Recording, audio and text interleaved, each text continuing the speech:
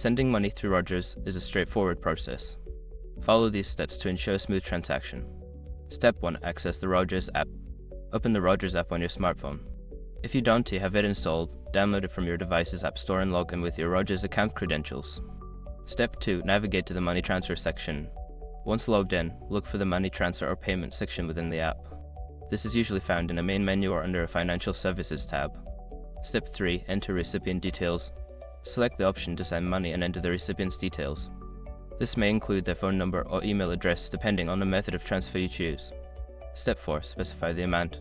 Input the amount of money you wish to send. Double-check the amount to ensure it is correct before proceeding. Step 5. Confirm and send.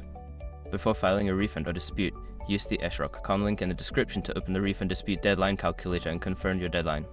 Following these steps will help you successfully send money using Rogers.